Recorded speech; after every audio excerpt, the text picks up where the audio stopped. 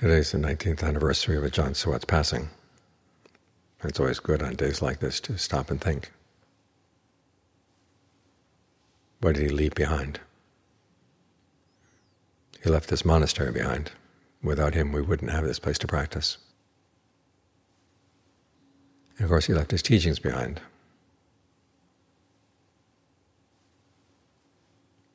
And one of his teachings that he repeated again and again is that if we want to find happiness, if we want to get past suffering, it's work we have to do for ourselves.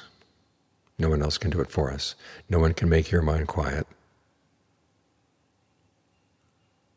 No one can uproot your defilements aside from you. This is the meaning of his statement, that of all the people in the world, we have only one person, in other words, ourselves, that we're responsible for,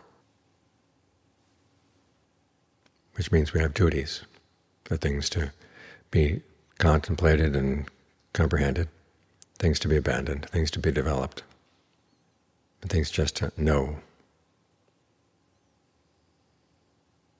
And it's up to us to figure out which things in our lives fall into which category.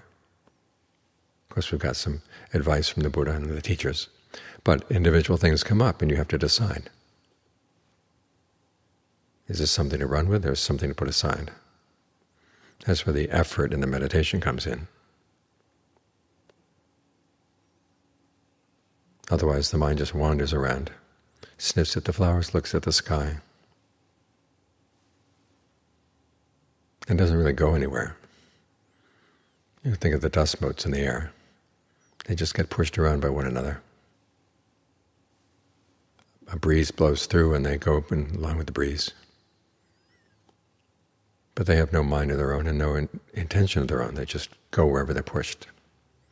And a lot of people in this world are like that. They go wherever they're pushed. But you've got to make up your mind that you want to make something of this life. Again, think of Ajjan Suwat's example. He's born into a very poor family in a very poor region of Thailand.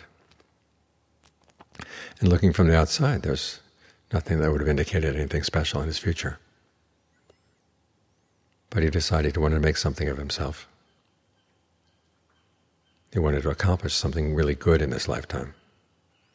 When the opportunities came, he went for them. So think of his example.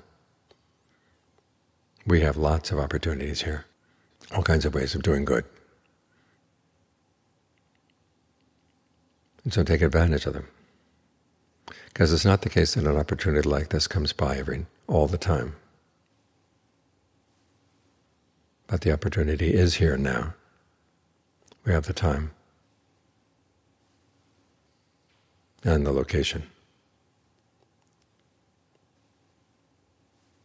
He said when he set up the monastery, he wanted a place where people of all, as he said, all languages, all nations could come. And here we are, coming from lots of different places. But what draws us together is our desire for the Dhamma. And that's what erases our differences.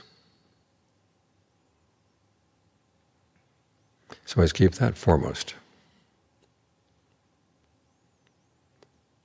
That way we show our gratitude to Ajjan Suwat and continue his work.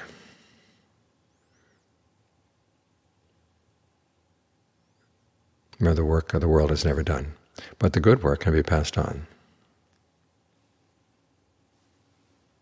So it's in our hands right now, and make sure it's in good shape when you have to pass it on to somebody else.